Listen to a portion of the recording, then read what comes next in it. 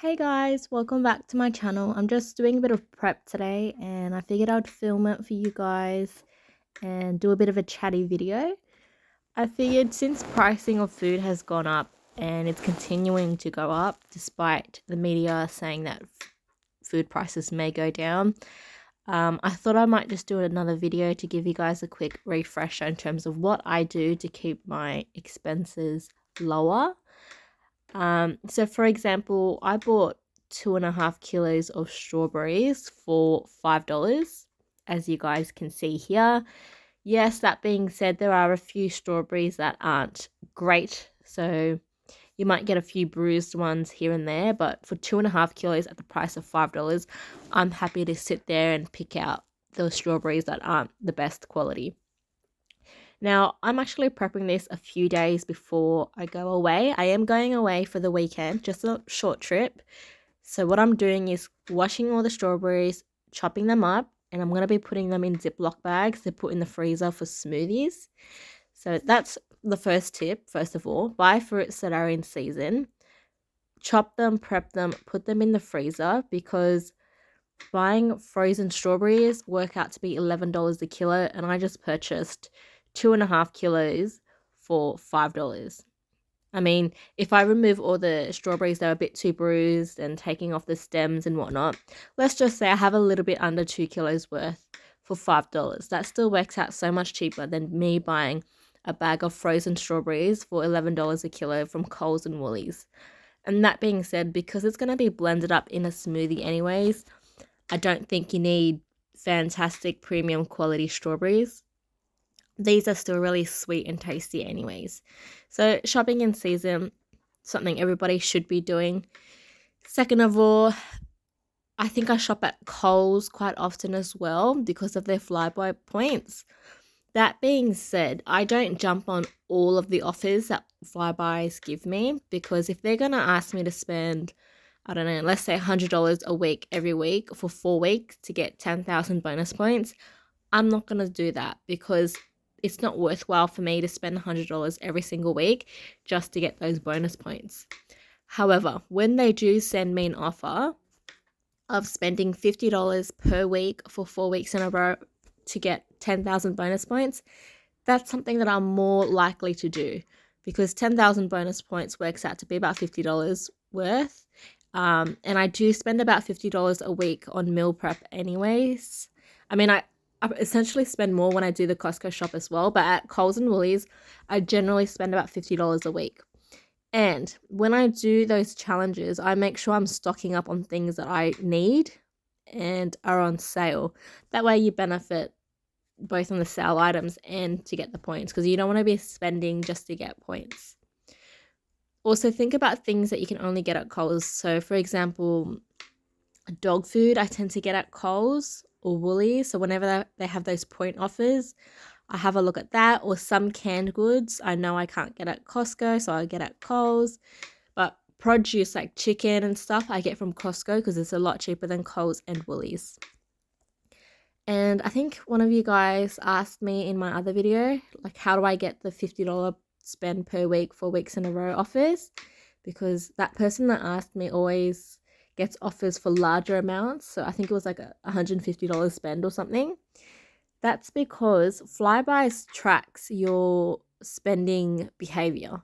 So for example, if you're always spending that much every week, Coles will send you an offer knowing that that's how much you spent anyway, so you're more likely to go and spend that amount.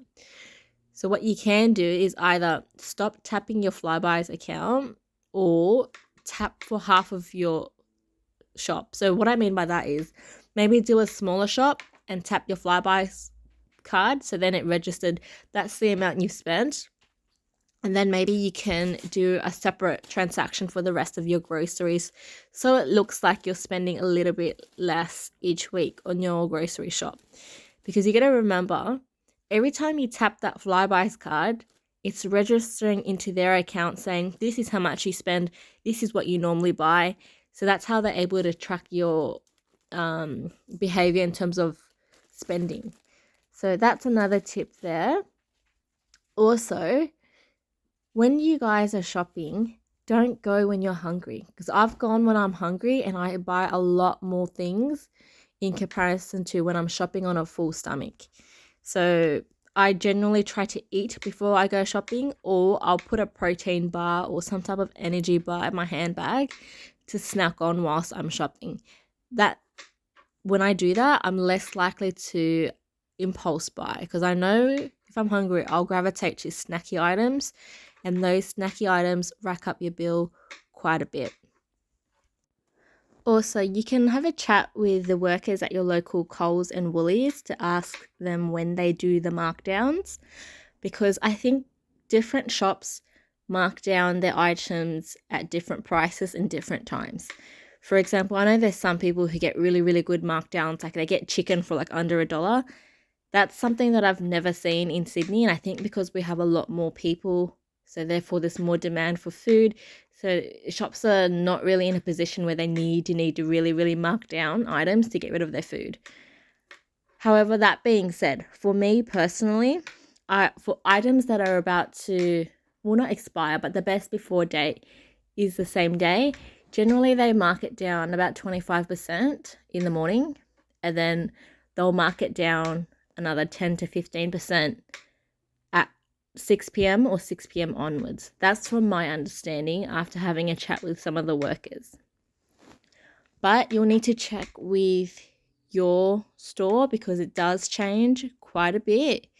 So yeah, also with the markdown items, make sure you're actually buying things that you guys eat. Don't buy things just because they're marked down, because often they'll go to waste.